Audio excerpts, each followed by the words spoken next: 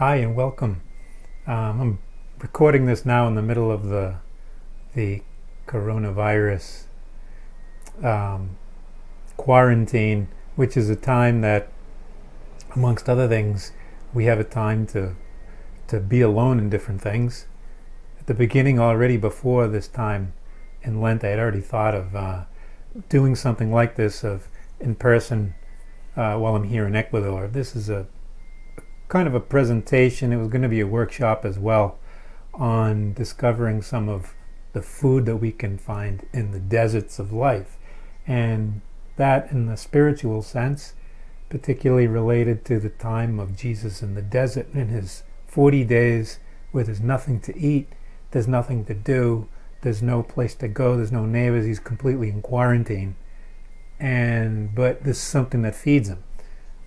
So this is the kind of the aim of this presentation, and this in sort of way of using and finding in the scriptures food for the time when we're looking for spiritual food.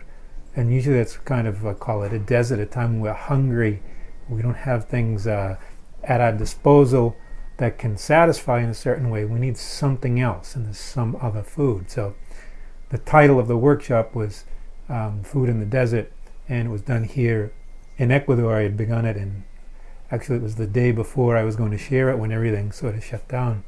So I've got this presentation in Spanish. I intended to do it also in English for you and other English speakers. So today I'm going to go through it. I adjusted it to be mostly in English, pretty much all in English. But I hope that it's something that you can find something during this time, even in the time of the quarantine, and in this time of Lent too. So the slideshow, it's sort of this presentation and a workshop. I kind of now have to kind of keep it in more in the presentation mode, but I get a few gimmicks that hopefully will be able to lighten the whole journey in a way. Food in the desert, and you can see in the desert, this is the situation, is that we don't have much, and our journey in this time, it's kind of any time in life, but it kind of comes more to the forefront in this time of Lent, is the idea. What happens when you don't have, when you're hungry for something on the inside? You're missing something in life, and there's something that you have on the inside. There's a hunger for something more on the inside. So this is the idea. Is Jesus goes into the desert, he spends time, there's something really important for him to eat when he's there. Now it doesn't look like it. It looks completely barren, and that's the whole point, is on the outside it doesn't look like there's much, but there's sort of hidden treasures, you might say, in here where you have food that you can find. And it's this food that is going to be the nourishment for our souls. So to do that, I want to go back to the origins of the four Gospels. So, I just a little background. When you want to know someone, let's say you meet someone, if you're from the city, you might meet someone on an app, or you might meet someone romantically, and I'm talking, you might meet someone out at the gym, or you might meet someone out at the supermarket, or you might meet a friend of a friend. And there's different ways to meet a person, and you just want to gradually get to know the person. And so you begin to know, one of the first things you talk about is, who are you? What is your past? I don't mean necessarily romantically, but like, what do you do? Like, what is it that you do every day? What do you do for work? Where are you from? You want to know these other things about the person. And finally, if it gets to that level, then you go and you meet the parents. And if you meet parents, you're really meeting, you're encountering where the person is from, their origins. And you can really start to know the person in a deeper way, in a better way. And you really need to know the person in order to form relationship.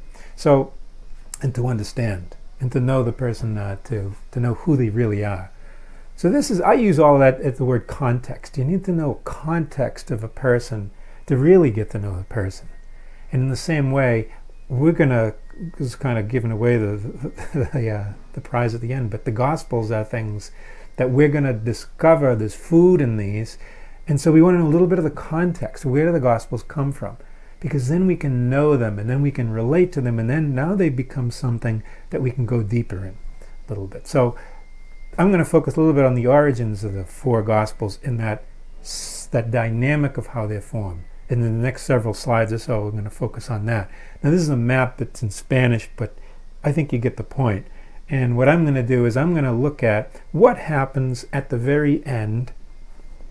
What happens at the very end of the whole experience with Jesus? In other words, you've got so many people that have encountered Jesus and in different ways and for different lengths of time. And then comes Good Friday, he dies, he's buried, and then he rises Easter Sunday. Now, as soon as Jesus dies, you now have a total number of people who have encountered him in some way or other. Now, that number of people who've encountered him living, alive, now that's over. So that number it's maxed out. It can only go down from there. So you get this whole quantity of people who have met Jesus, and we call them witnesses. They've witnessed something.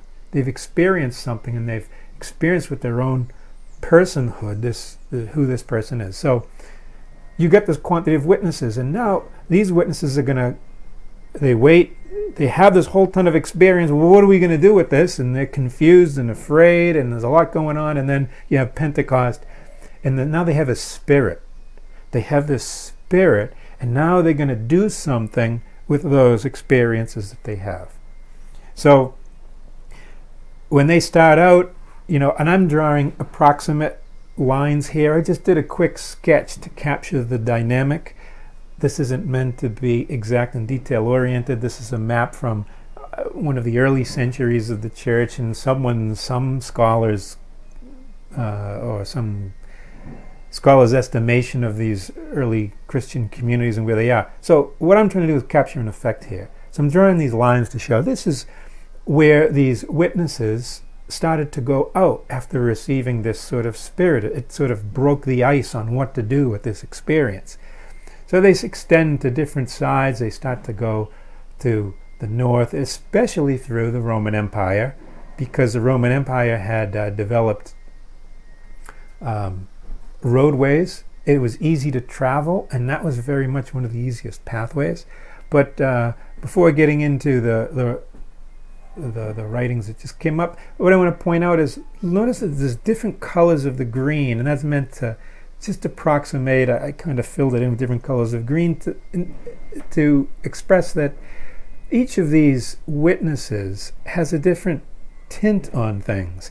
They have their own experience from their own personal biases, and they have their own experience based on how long and what type of experience they had, because there are a whole variety of experiences. So these witnesses go out and they extend through much of this Eurasian world, or Euro-African as well. And what happens is when they get there, they begin to share their experiences, what they've witnessed, and that begins to generate this activity in others and begin to form communion and community. And they begin to kind of catch that same spirit. And this is sort of the coming of the Holy Spirit in kind of formal language, but in the practical sense, there's a generating this is a sort of divine element that moves inside of people to embrace this. There's a timing to things, and there's a way that things are presented. Communities begin to form, and within those communities as well, you can have writings. Now, not everyone could write back then. It was sort of like today. You might have a print shop. Today, you might go to a print shop. You might need something printed, but you can't just print something out. You need some sort of expertise to get your document printed in a certain way. Now, some of that's come more into the home. People can have printers in their homes, and plenty do. But that's the type of thing, is that there's always in some ways the next step in technology that you can't do. So this is a time where to actually write things down, well, that was the next step in technology, and you needed sort of experts. So there are some places that began to write these things down. And as they began to write them down, these writings begin to grow. You might add another piece or another. And what happens as well is that as people pass between the churches, they begin to exchange and bring some of these writings over to another church. So some of the churches begin to piece a few together. And some of the communities are kind of left more with their own. So we can imagine all this. It kind of makes sense that now you have this bit of mixing over time and a few more writings, and the writings grow a little bit more over time. And as you're continuing to develop the communities and the writings are growing, there's something that's happening. And now I put here, now is the time to compile the writings. One of the things that, as I mentioned at the beginning, you have a fixed number of witnesses, people who actually have the real experience with Jesus. And over time, that's going to go down because they're going to die.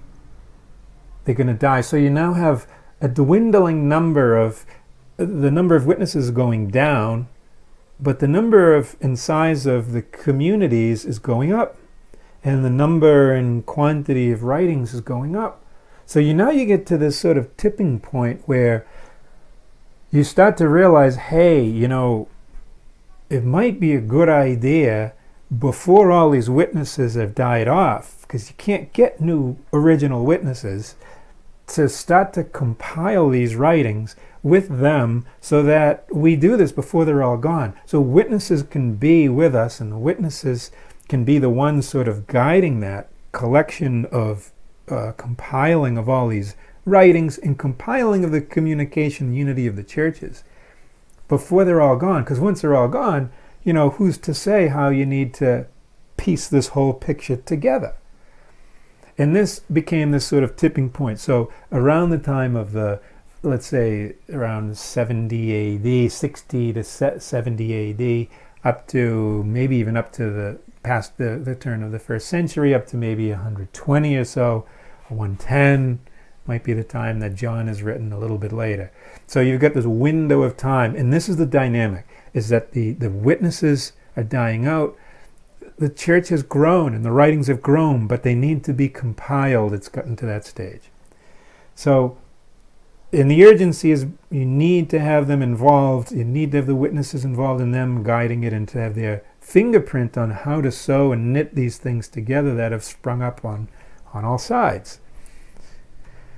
So eventually you begin to have this compiling action that happens, and there's a whole variety, but I've indicated here on the map here there are 4, and just because we're going to end up with 4 Gospels, but there were others. And then there's a sort of next discerning process of, well, which one of these is actually capturing the important the essence of the message, and which are kind of straying off and not quite there. There's something off in that. So you need this judgment that's going to happen as well. But as you can see on the map, there's still some of the witnesses left, but eventually the witnesses, it comes to a point where all the witnesses are dead. And what are you left with is, you're left with now this time where the churches are now there, the community of people who are second generation witnesses, they're witnesses to the witnesses, original witnesses you might say, and the writings. So you've got those two things. You get the churches and how they live and what they've come up with on how to live, and you might call it the traditions. And on this side you have the writings that are grouped together. And this is the process that's important. And I'm going to review it very briefly and put a little bit of a analogy to it. So we had the first stage of original witnesses going out, sharing the experience that they had, and then you have this tipping point, and then there's a time to gather things together. And I'm going to use the analogy of sowing. Now, to go out with seeds and to be kind of spreading the seed around, and the seed sort of takes root, the seed begins to grow, but the original seed eventually is going to die. I mean, that's the whole kind of idea, that the seed is going to it's going to be cracked open, and now the plant comes up, but there's going to be fruit, and then the fruit is the harvesting of the fruit. So these are general pictures. I don't know these people. I should probably credit the pictures. I took them right off the internet, but they are from, according to the Internet, Ecuador. On the left is actually corn that they're sowing, and on the right is cacao or cocoa. Those are the pods from the cocoa plant, and those are inside is where you would get cacao or cocoa. Inside is where you would get the cocoa bean, and then that would be processed into eventually chocolate or cocoa powders you might use. So, but this is the analogy. The analogy is that there's a time that's gone out in sowing, and there's a time for a harvest. And this is where you can see the spirit of things. The spirit of things is that these witnesses have been given this incredible treasure and experience, and now they're going to go out, and they're going to share that experience. But then there comes a time too of harvesting from that experience and gathering things in. Now, it's important to know that, because this is the dynamic in which the Gospels are written. And when we get to looking at now these 4 Gospels, the way that they're written, and to see them as a harvest, and to see them as a coming together of fruits where there's food. So there's food inside of these. And there are 4 Gospels. There are names given to each one. Who the actual author is, for me, it's not that all that important. For the idea behind it is that it's witnesses, it's original witnesses in collaboration with others, or maybe on their own, and they've done this compiling. They've done this because it's a first harvest of the church. And it's typical to put a name on a document. I'm fine with all of that. I don't need to know was it exactly this person or not, but to know what we're going to see here in the basic dimension of it, the basic value that it's going to give us as food, is that process that we just talked about. Okay, so each one has a collection. Now you can see some of the shapes and colors are similar across these 3. There's a reason for that, is that they are drawing on similar sources. They've gathered from similar areas. There's some original other source that's out there. People has been long theorized. It's called the Q. It's this other document of a gathering of writings that people believe that Matthew and Luke gathered off of, in addition to Mark. Mark was, according to current scholarship, is the first that was gathered together.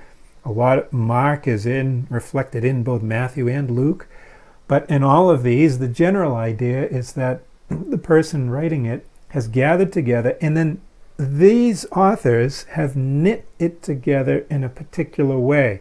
They've made certain adaptations at certain times, because they're original witnesses, and they're doing this additionally for specific audiences. So they're gathering, in a sense, these things to be able to convey this testimony to particular audiences as well as the broader audience. I don't think that anyone is just limiting to one particular audience, because I think it's probably in the back of their mind that, hey, this will apply more broadly as well if it's understood in context. But the idea, though, is that that each of the folks writing has their particular way of gathering things together. So it's an integration, use another word, a synthesis, that they have done, that is done in a unique way in each one. So this gathering together is going to be a key for finding the food. This is what we're going to get to. Now, if you notice, each one of these authors also has, it's co-authored. There are 2 authors. The author is the actual person or human people or person, and it's the Holy Spirit. So it's both divine and human, this authorship. So it's co-authored. And the idea is going to be that, hey, when we listen to the human author, the amazing thing is that's what the divine author is saying as well. And these are the two key things, is that, that each one is going to have their own way, and this way of gathering things together, and their own message, and this process of gathering. And the second is that when we listen to this human author or human authors, that's what they're trying to say is what the divine author is trying to say. And these are the two sort of main points of this whole way of kind of looking at the Gospels, of finding the food in them. So these 4 Gospels are different lengths. They have different general audiences. The 3, Matthew, Mark, Luke, draw more on similar resources. John kind of draws on different resources in a way, because in fact it may be that John had all of the resources before, and John is sort of adding on to things and in other words, not including the specifics of the other Gospels, but now that those ones are known, he's kind of adding in. There's a lot of different theories about that, possible. But what's important is each one has a certain message. And each one's message then is unique. Each one, in a certain sense, and they're integrated, they're connected, but each one has a message that they want to emphasize. They're bringing to the surface something, they're bringing into relief, might be a better way of saying it, a certain dimension of their experience that they have in their experience with Jesus, or guided by the witnesses who were with them, that when they knit these writings together, that it fulfills all of those other writings, and they can see this message inside of it they want to convey. Now, this is just worth a little bit of time of what is the real story, because each one of these gospel accounts has a story of the life of Jesus. This is the testimony has been, here's this person who has died and risen, and this is my experience with them. And so you get this piecing together of the life, and each one is different. And in fact, some of them are contradictory. Now, contradictory, to me, when we understand this process of the gathering together in this very human way, I don't have a problem with that once I understand this process. It's because we often think, well, because we may do things differently, and when someone publishes a scientific book, for example, there has to be a thorough sort of review process, for example, where peer review. These are great things when we're looking for scientific fact. But that's not the intent of these books, and that's not the intent of these writings. The intent is to do this harvesting in the same way that you would harvest food or fruit. You're not looking to prove anything. When you go out and each person's going out into a field and harvesting things, you're not saying, okay, does my harvest compare with yours, right? It's not that. It's that you're harvesting a food, and you're harvesting a fruit, something that gives you nourishment. So there's a different goal in the sense of having this sort of what we might call today historical precision, as opposed to, because there's a reason for that, as opposed to here where people are gathering because, hey, they want this food and this experience to be passed on to others. So what is the real story? We don't know. And this is the important thing. The real story of what really happened is a mystery. It's a mystery. And this is part of, from the perspective of faith, if you see, according to the scripture and the scriptural faith in that sense, God always sends a messenger. If you don't listen to the messenger, you're not going to know God. And see, God always does that because God wants to reveal a sense of humility. Will you listen to this little guy? If you don't listen to this little guy, you can't know the big guy. This is the whole point. Like God He's not just announcing things out of the sky to all of us all the time. He's not that way, and not like a parent, in a sense, where a parent might say, do this, do that from above. God sends us a little person, a messenger. And it's the messenger that you have to listen to if you want to, kind of the gatekeeper in a sense. If you want to, you got to listen to the messenger if you want to know who the source, the one who wrote the message, the one who sends the message. So this is why Jesus comes at the bottom of society, not at the top. And these messengers, these throng of witnesses are messengers. And it's important to listen to each one. Because we won't, and that's the key to knowing the real story. What really happened? Well, we first have to listen to what does Matthew have to say? What does Mark have to say? What does Luke have to say? So we want to, and John, so what do we want to spend time in that particular gospel, listening to that author. What does this author have to say? And that means walking through and seeing how they write, in a sense, what is the message inside of theirs? And each one at a time, which means that, because by doing that, when we kind of respect the messenger, we're going to listen to what this messenger has to say, each one of these messengers, then what happens is, you begin to get some insight into the real story. And that's the only way to know the real story is, one, it's a mystery, which means you can't figure it out. Your research can only support or disprove whatever insights you get by, B, listening to each messenger. Let them speak what they want to say and listen to it.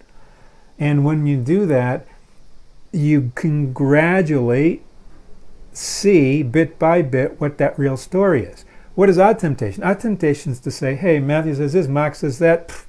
Well, what's going on here? What's the real story? This seems either fake, or what am I supposed to do with that? And we lose patience. We don't see, because, why? Because, understandable, because we don't know this background that I've just kind of covered. We don't see it from that perspective. And this is why, again, I go back, it's so important to know the context. The context in how it's written, the context in why it's done, the story, the background story. It's important. Unfortunately, it's not talked about or taught anywhere, which is the worst thing, because it means that, and this is why we have such a problem in Christianity, and the churches everywhere are empty and all this stuff, is because people run everywhere with these Gospels and Bibles and sacraments, and they don't know the story. And you use it, you abuse it, is what happens. So when we look at what each author is going to say, we get to see a little bit. Now what we want to do is, the other problem is that the traditions of the church often are trying to, they mishmash things together. Why? I don't say it's a bad thing. It depends on the context. If you're going to do a Christmas story and you want to gather your family and community together, and you do a creche or you do a drama, in Latin America, the more entering into things is more, and it's a good thing. But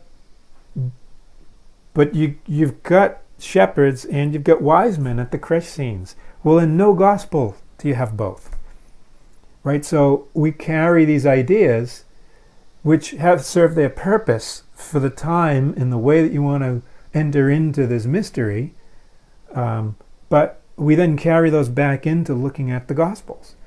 So we're going to think in Matthew like, hey, well, here are the wise men coming, and then we might assume the shepherds are there as well, but you can't do that. And this is going to be the big leap, probably the biggest struggle that folks have, which is to keep the mishmash out of things and just take what each gospel writer is saying.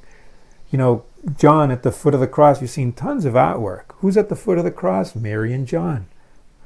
But in reality, we don't really know. You don't want to make prejudgments about that going into it, because in Luke, Mark, Matthew, there's no mention of them. So when you read those Gospels, you can't in your mind put those people there. That's not what they're trying to say. If they wanted to have them there, they'd put them there. You don't want to assume that that's happening. So, because there's a message that each Gospel writer is trying to convey, and that's what we want to do. Listen to the messenger. Is John is the beloved disciple and the mother of Jesus at the foot of the cross in reality? Or you can find out. And the only way to find out is to read each gospel separately. And then that's how it's, because there's a great, part in Luke and Matthew, Jesus says, you've hidden these things from the wise and the learned, and you reveal them to the little ones. It so applies here. That if you want to know the real story, you have to trust in the messenger that God is sending in these. And not try to be, hey, logically I put this together, what's the deal? Because what we're not missing in that is we're missing out on the context around things. And hopefully this discussion has helped with that. Been a little long-winded, I apologize for that. Let's move on. I hope it's useful. This is the point, that each evangelist has his own message. And we need to listen to each evangelist separately. This is key to understanding and finding the food in the Gospels. So, how they're made and put together, the fact that the divine author with the divine message is discovered through the human message in the authors, and that we've got to listen to each one separately. These are the 3 points so far. So what we're going to do is we're going to separate one. And now we're going to start in a sense of, we're going to do an example. Matthew is a place where there's a great sort of example that's in Matthew. So I'm going to focus on the Gospel of Matthew. We're going to put the others aside for now and say that Matthew provides clues. So this is the idea that now that we know that things are knitted together and that the author is sewing together, in a sense, these writings that they've gathered and added, in some cases, their own writings, their own experiences in. It's all been kind of integrated and knit together. You begin to see that when doing that, the nature of that process, is that you begin to see that there are clues to it that are placed along the way. In other words, there's a person may include like certain words in one place and also in another place that other writers don't use. And what they're doing is seeing where the stitching is, the stitching in the knitting together of the Gospels. You're seeing these points, these highlight points that the writer is making connections with to make their point. So, and I call them stitching connections. And these are clues. The clues as to how the writer assembled and ordered their gospel. So, for example, you might find something in a passage in one location, and you find something, hey, this is the same type of thing. Wow, he's using the same expression or the same words or the same character shows up over here. And so you're seeing some of the stitching that the author is using. And now you can say, hey, I'm going to connect these two together with a stitch, in a sense, So, and then you discover, bing, there's an insight. And what we're doing when we do this is we're using our little process of inductive reasoning to discover how the writer put together the gospel in a certain way. In other words, we're respecting the way that the passage, the gospel was written. And to read something, you have to respect the way it was written if you want to understand it. And this is the key, is that now we're going to make these stitching connections.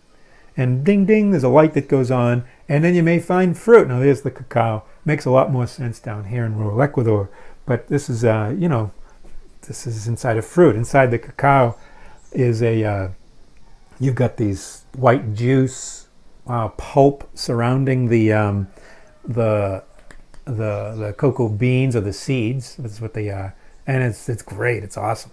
That's why animals will go and chow on it. The squirrels, I guess, big attackers they destroy the cacao crops. So, but the idea is when we make that connection, we've discovered something. A light goes on, and there's food. All right. So when you discover these connections in the gospel, we're actually tapping into the very way, the very spirit in which it was made, and we're seeing an insight into the message that the author wants to convey. The human author, and by that, the divine author. We're seeing what God wants to really say. And it's a food that can come inside of us, and wow, it feeds us, lifts us up, and touches us. So this process is repeated. You might find another place where there's another, there's a phrase here, there's something that happens here. That's weird. Why is he talking about the time of day here? Oh, you know what? He talked about the same time of day way over there, So now you start to see connections between these passages, and because you're seeing how the gospel was knit together, how it was stitched up. So, and then there's the voice. So now you hear the message. You hear the voice of the author. And then the divine author comes out. Okay. All right.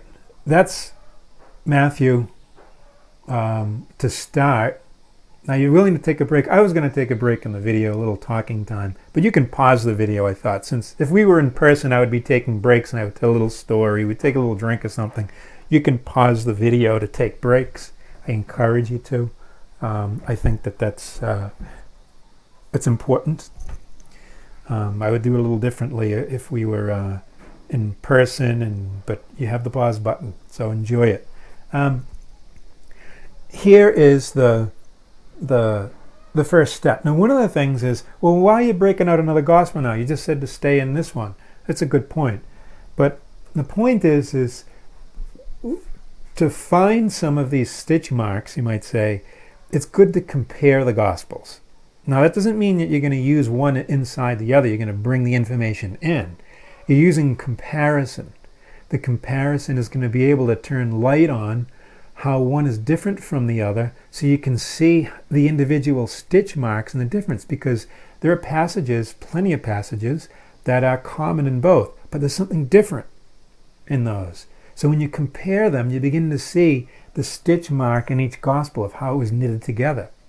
And for example, this example, I already found this. This is something that I learned in the past. I had great teachers, by the way, and I would be remiss if I didn't, credit the great teachers in the Oblates of the Virgin Mary. Great in this, particularly in Father Peter Grover, another just being with kind of the spiritual wisdom, Father Dave Nagorski too, and there's others. I don't want to just single certain people out in a certain way, but the fact of the matter is it's largely from those two guys I learned a lot about the spiritual life, and others as well, other guys there too. I learned, and so many other people along the way. You can't put a limit on the number of people, but there's certain folks that kind of stand out and are definitely there on the catalyst side, kind of leading that. So I'll give credit because I'm putting a lot of my own insight into this, my own development of this, but I got some of the kernel of all of this from those guys. So I say that because what I'm bringing out is a passage that it was brought out to me many years ago. And this is the passage that I want to use now as an example. And it's in the chapter 20 of Matthew. And you find a similar passage in chapter 10 of Mark. And what we're going to do is going to compare. We're going to compare and see, well, what's different in the two? And that's going to give us clues. It's going to give us sort of, hey, where we can see how the stitching is different. And when we do find differences, bing, I made it yellow. This means that there's a little clue. This is a clue to hold on to, and to now look around to see where you find that this clue shows up again, to see where the stitching is happening. All right? And this is the idea. So now this is a game that I do with the kids when I'm here in Ecuador. It's one of the different things. Now, it's a game of find the differences. In Spanish it's saying that there are 9 differences between. Can you find them? And we can go through here. You've got the watermelon is different. There's no orange. We can go on and on. That the dog's tongue, see, is sticking out. Even the subtle ones. Look at that. The donkey's eye is switched different directions. Mary's mouth is opened. The arm of Jesus is up or instead of down. So you get all these different differences. But this is the idea. And if we were in person, we would have done this and had a little fun, play a game. But this is kind of the idea. So we want to tune a little bit. Hey, how do we compare? Do we notice the difference between these two? Are we noticing?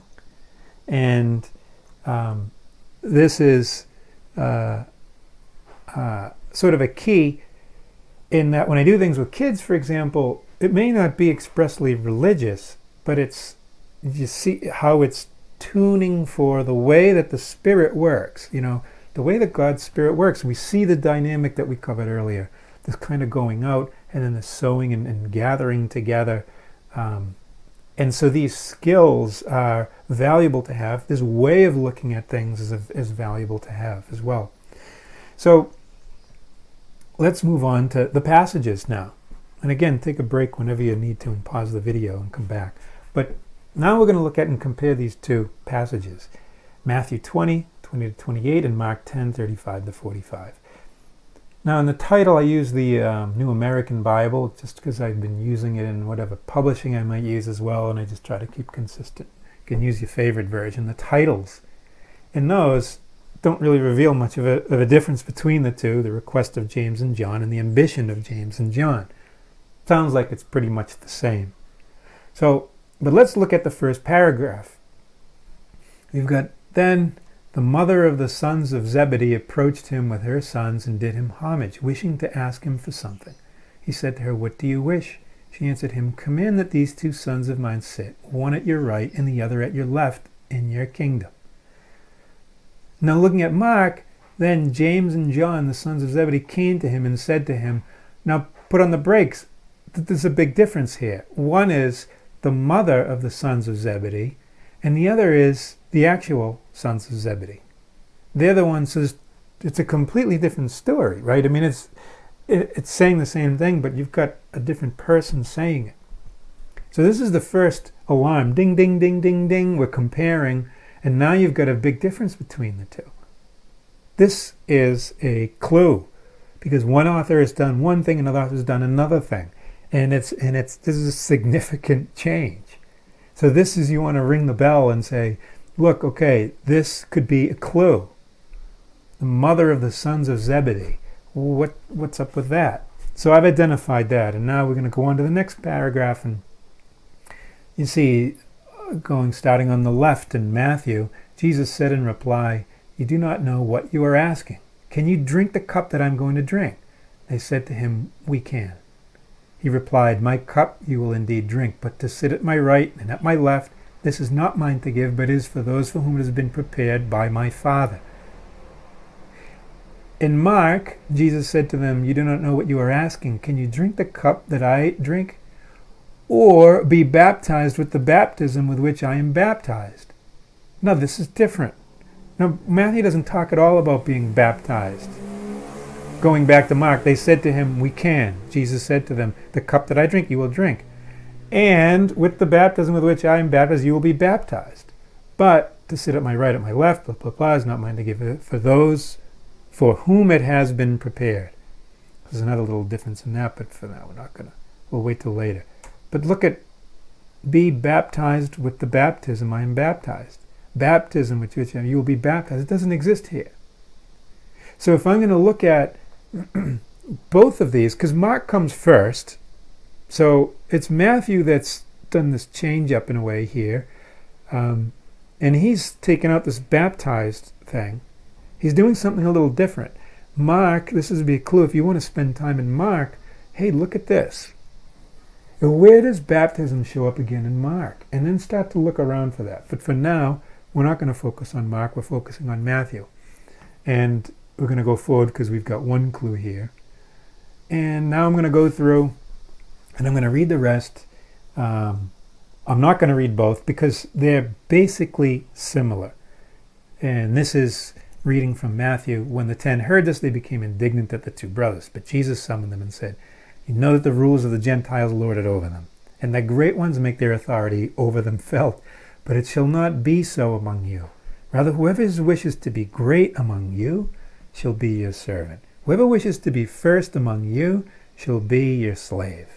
Just so the Son of Man did not come to be served, but to serve and to give his life as a ransom for many."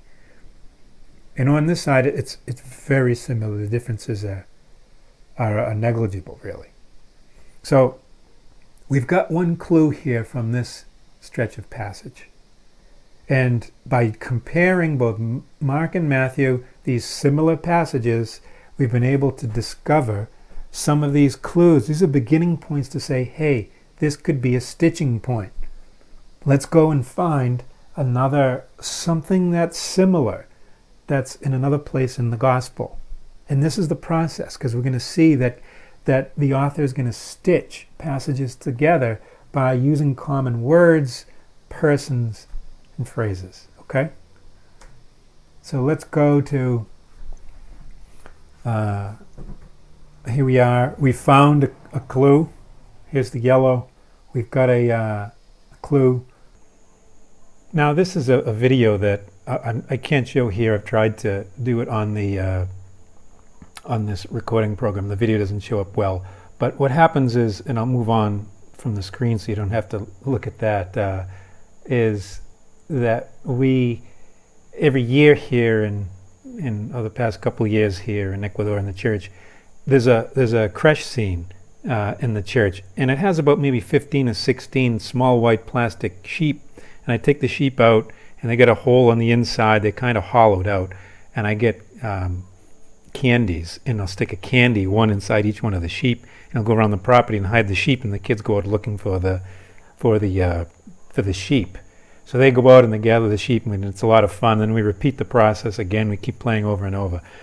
But a couple of things that happened in the video I'll just share is one of the younger girls can't find one. So this is what always happens: is one of the kids can't find one while others are finding them. And so what I do is I give her a little hint, and she notices, she runs, she finds it, and she gets it. And that's one of the great moments, because what happens is now, as we're going to look for this other clue to see how the gospel stitches together, we're going to need help. We can't just do this on our own. This isn't just an exercise to do. We're going to need help, and this is where the Holy Spirit is going to give us, when we come and we say that we need something or we need that there's someone that's going to help us. So that becomes a gift that we get to have. We're given something to help us to find what we're looking for. So the other thing that happened along the way is, one of the kids will have something right in front of their eyes and they don't see it. And that happens too, because we're going to, in looking for this other clue, things might kind of pass right in front of us and we don't notice it. It's not something that we can necessarily do. We need someone who's going to kind of help to point out where it is. And then the third thing is, when it's kind of trying to find the hard stuff, I'll start doing, hot or cold. Are you hotter? This person's hotter or colder, and that guides everyone to find it, and someone finally finds the sheep. So that's another dimension, is kind of the Holy Spirit does that with us too, is going to guide us closer and closer in the process to find it. So we're going to sense hotter or colder, and that's a kind of a discernment on the inside, but paying attention to that, because the Holy Spirit wants us, when we set out to look for it and we want to find it, it's just like the kids playing the game. I want them to find what they're looking for, and I'm not going to leave them hanging on it. I'm going to give them hints and clues to find it. And when they find it, that's the celebration. It's the gift. Wow, there's a prize inside. And I do that with the kids. In one sense, it's fun. Second sense, it really rings on basic humanity, and it reflects how the Gospels are written, and in general how the Christian life is. It has this dimension to it of, as it's shown here in Matthew, ask and it will be given to you. Seek and you will find. Knock and the door will be opened to you. For everyone who asks receives, and the one who seeks finds. And to the one who knocks, the door will be open. And when it comes to the Gospels, the author wants us to find the message that they've included in it. So the Holy Spirit will guide us to find the prize and the gift that He's put in it. And that's something to have confidence in. So to give the space and the time to do it, and respect it, and pay attention to the voice on the inside that guides. Here we are back to the Gospel of Matthew. And now I've gone ahead and I've done that, and I've found another passage. And this is the passage that I'm going to look at. Matthew 27, 32, 56. And let's see if we find fruit. Okay? Let's see if we find the stitch and then there's food inside of it. Okay. Now here are the two passages. And again, take a pause and a break. Now might be a good time to take a break. Pause the video. But here is now the two passages. The one on the left we've already read. The one on the right has two parts because it's a little bit longer. It extends on to the next slide. So what I'm going to do is I'm going to just read the passage on the right, which is the way of the cross. And as we go along, we're going to see if we notice things, or I'm going to point out things that I've noticed, let's say, and then we'll go on to the next slide and continue and find more things, and then we'll come back to them. Okay. So the way of the cross. As they were going out, they met a Cyrenian named Simon. This man they pressed into service to carry his cross. And when they came to a place called Golgotha, which means place of the skull, they gave Jesus wine to drink mixed with gall. Now, when he had tasted it, he refused to drink. Now, if we go back to Matthew, was there something about that might resonate with that? Well, yeah, do you remember? He says, can you drink the cup that I'm going to drink? My cup you will indeed drink. So he's getting into this, okay, here's the drinking. He's drinking something. And now we've got this sort of, this stitching effect kind of going together, stitching these passages together. Later on, okay, I pressed the button a little ahead. After they had crucified him, they divided his garments by casting lots, when they sat down and kept watch over him there then. And they placed over his head the written charge against him. This is Jesus, the King of the Jews. Now we all know that sign that's on top of the cross. This is Jesus of Nazareth, King of the Jews. This is Jesus, King of the Jews. Then it says two revolutionaries were crucified with him. Okay, before we get to that, King of the Jews, what does that have to do with the other passage? But you remember at the beginning of the question, this is an important thing. I want one to sit at your right and at your left in your kingdom. In your kingdom. He's not saying like right now on the bus trip. He's not saying, no, in your kingdom. When you're king. And now here in Matthew, in chapter 27, this is the sign over this whole event that's happening. This is Jesus, King of the Jews. Okay, so we've got another stitching together of these two passages. Then, of course, the one I jumped the gun on, one on his right and the other on his left. And this is kind of at the center of this big question, the other part of the center.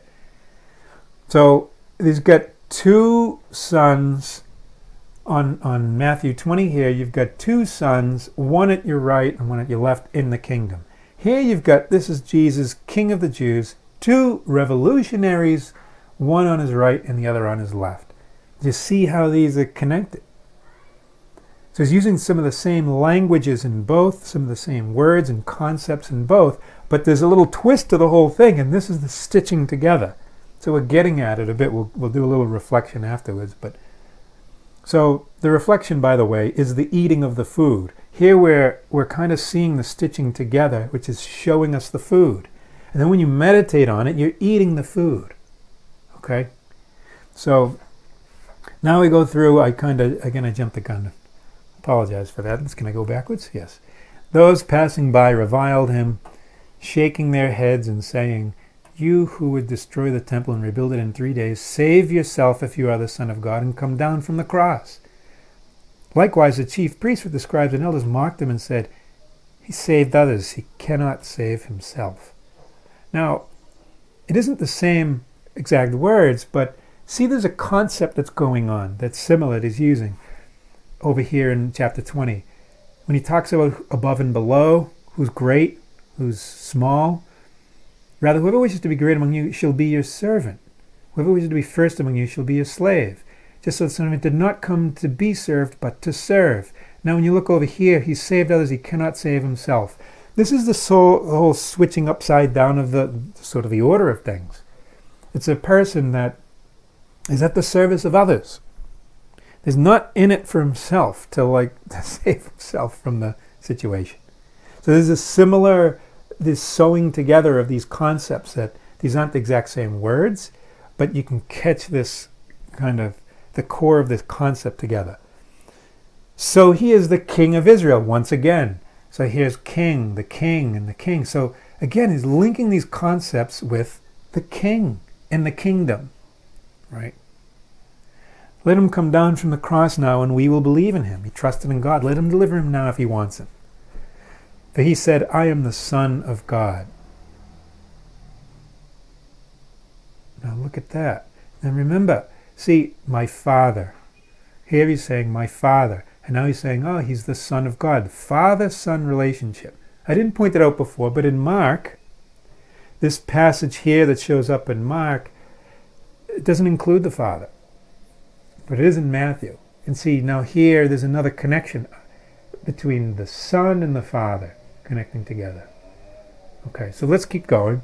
Revolutionaries who were crucified with him also kept abusing him in the same way. There's no good thief here. Neither one of them is going to turn and say, hey, we deserve what we got you. There's no, you will be with me today in paradise. There's no good guy out of those two folks on the cross. It's just two revolutionaries. I gotta check out what the actual word is, but these two folks who are crucified on each side, and the only people who were crucified were enemies of the state, which is why they might use the word revolutionaries here, and people who are considered subhuman, like the subhuman class, people who were slaves, for example, people who were not citizens, basically, and people who lose their citizenship when they become betrayers of the country. So it was for non-citizens. In any case, the revolutionaries who were crucified with him also kept abusing him. Negative, both of them. These are the folks on his right and left. So let's go on to the next passage here on the chapter 27 side of things. From noon onward, darkness came over the whole land until 3 p.m. And about 3 o'clock, Jesus cried aloud in a voice, "Eli, Eli, lema sabachthani," which means, my God, why have you forsaken me?" Some of the bystanders who heard it said, "This one is calling for Elijah." Immediately one of them ran to get a sponge, soaked it in wine, and putting it on a reed, gave it to him to drink. Again, can you drink the cup that I'm going to drink? My cup you will indeed drink. But the rest said, "Wait, let us see if Elijah comes to save him." But Jesus cried out again in a loud voice and gave up his spirit. And here, to give his life as a ransom for many. So to give his life and gave up his spirit. And behold, the veil of the sanctuary was torn in two from top to bottom. The earth quaked, rocks were split, and tombs were opened, and the bodies of many of the saints who had fallen asleep were raised. And coming forth from their tombs after his resurrection, they entered the holy city and appeared to many. The centurion and the men with him who were keeping watch over Jesus feared greatly when they saw the earthquake and all that was happening, and said, "Truly, this was the Son of God." Again, the Son and the Father. There were many women there looking on from a distance who had followed Jesus from Galilee, ministering to him. Among them were Mary Magdalene and Mary, the mother of James and Joseph, and the mother of the sons of Zebedee.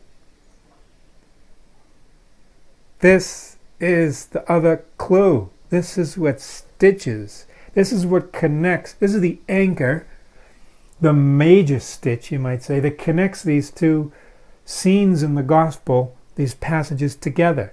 The mother of the sons of Zebedee. She does not show up anywhere else in the Bible. These are the only two locations that she exists. And why did Matthew put her in there? Well, the whole reason we don't know, but one of the reasons, and the main and principal reason that she's there, is she's the stitch. She's connecting, she's the clue. She's the clue of how these two passages are connected. And once she's the anchor clue, and once those two, we've got these two passages anchored together, now the stitching happens between these phrases and words and these concepts that are being linked together. You got it? So now we're going to review these now and just take a moment. Let's go back to the first slide. So look, what we've got is by the way, the other foot of the cross in the other Gospels, she's not there. So, it's an adventure to look into, because you could take these one at a time. These these stitchings together is you just stay one at a time, and over time, the food that you come from them and the insight will grow, and you'll see more and more of others. So, let's just going back here. You've got they gave Jesus wine to drink. So here is this wine mixed with gall. So you've got now these connections between drinking something that's a wine that's soured in some way, or it's not healthy, and this is the symbol of drinking the cup of suffering that you could see, you might call it. So you've got this symbolism of this cup of suffering, and then you've got this, hey, this is the kingdom. This is the kingdom. Now see, this turns a lot of things upside down. Now I'm only going to do a little bit here. I'm going to leave it for you to eat at your own leisure in connecting these passages together. But I'm just introducing you to the food on the plate, you might say, and how you might bring these together in your chewing, So this is the focus, or kind of the center here, is we have the king of the Jew. We have the king and the kingdom, and we have one on his right and the other on his left, one at your right and the other at your left. This is the central question, right? And this is what it becomes sort of at the center of this passage here. And so it's bringing this out into relief here as well, that it's adding that in here, that this is the kingdom. This is the kingdom. Here's Jesus and he's the king. And now he's got the prime positions, the one on the right and one on the left. Now, a lot of times in religious circles, you might think that, hey, this is the kingdom of God. Jesus is up there, and there's certain special people up on the right and the left. If you're Catholic, you might think, well, there's Mary, and there might be Peter and Paul and the great saints, that are around, and they're all. But this idea that we kind of undo the incarnation, we put Jesus up and above, when the whole point of the incarnation was to have him down below. And that's the whole point, is that in this life that, so it's part of the point here is the kingdom of God is going to be in this position that's at the worst place no one wants to be, at the bottom of society, outside of society. And, here's the drinking, where it's a bitter drink to take that. To be in that is a very, a bitter experience, and it's the idea of the drinking the cup of something that's, it's nasty. And so you've got this situation where the person on the right and on the left are these revolutionaries, the people who are outside of Roman society, essentially, because they're people who the people who were crucified were people that were either slaves, considered subhuman like slaves, or people who were traders, traitors of the Roman Empire. So you're considered to be outside of the citizenship, subhuman in that. And so those are the type of people crucified. So he's got those that he's with, he's one of them, and there's no friendly person on the cross like in Luke. These are two people who are just giving it to him just like everyone else, and he's naked, crucified, and dying, and no one's doing anything. So he's getting all the negative from everyone, and the people in the highest place are these people who are, according to Roman society, they've committed the worst crimes, the biggest criminals. And in the midst of that, receiving all of that, he's, as it notes here, he's saved as he cannot save himself. He didn't come to be served, but to serve. So he's in that position, and he's still giving. See, he's still sort of giving in that. And how is that possible? And this is what Jesus, the kingdom is completely counter to what we think. A lot of times, well, I'll get to that in the next slide, but in the kingdom, there's this sense of receiving. You're surrounded by people who don't like you. All of these people are just, everyone's giving him some abuse, and yet he's still giving. He's still loving. And how do you do that? And this is, and what's the mark of it is, and this is what it means, the Son, that he and the Father. This is what makes it happen, is that he has this relationship with his Father. He's a son. And that relationship of having his Father, who's God, with him in that's the treasure of all treasures. So it means that he can continue to love, even though everyone else is negative and against him, abusing him, killing him, or supporting the killing of him, whether actively or passively. So how do you do that? And this is to be a son of God, is to have that, to be able to continue to love amidst all the negative. And that's the other dimension that Jesus is going to give is, moving on to the next slide, is, you repeat these same things, the drink, having the drink again, and this giving of his Spirit in his life, and his to give his life as a ransom for many. There's a generosity in that of giving to people who have been completely against him in this way, or in the midst of that to continue to give and love. And again, here's this link, Son and Father. This is the anchor, and each one goes with each other. But how do you do that? It's because if you have God as your Father, you have a treasure beyond everything else, and you can continue to love, even though you may lose everything else, as Jesus has lost everything. And in the same way, what's the sign of a real son or daughter of God, an offspring of God, is that you have a treasure, the biggest treasure. And that treasure can take you through everything and anything. It's because you're family, and you have a God. Your Father is God. You have this family. And so now, Jesus earlier in one of the Gospels, he describes that he came for not for the righteous, but for sinners. This is what it is Jesus, I'm going to translate that in today's language, is that he hasn't come for the people in church. He comes for the people who don't go to church.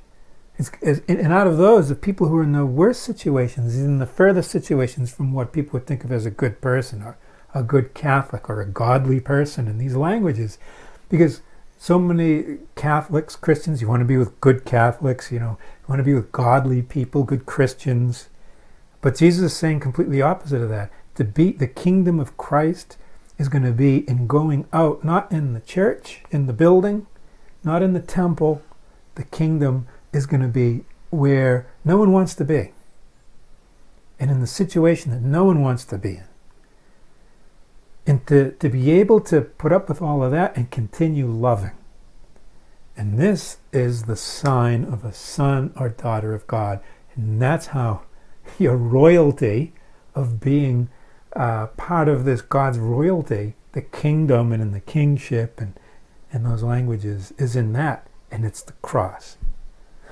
Excuse me. So I've done some eating, not just presenting the food. I couldn't resist doing a little bit of the eating. And at the end, you can see here is the mother of the sons of Zebedee, which is the main stitch, or the anchor stitch that has brought these together and allows these passages to be knit together in what Matthew's trying to say and what God is saying and revealing in that. And I've done some eating. I leave it to you and your time now to do some of your own eating, that you might find some of your own food in the desert. And to meditate on it is to eat it and to allow those stitches to come together to make it something that becomes food for you for any time that you may feel in your heart that you're looking for something in life. I encourage you to make space to listen to the hungers of the heart, to be able to then be alert to what inside you is looking for. And I hope this is helpful for you to find food for that. I hope to have another one of these examples coming up soon. It's great. It's from the Gospel of John, and it has to do with marriage and the marriage of Jesus. Interesting. So I hope to have that done at some point soon. I hope this has been something helpful to you and enjoyable. So blessings to you and all good, and thanks for watching.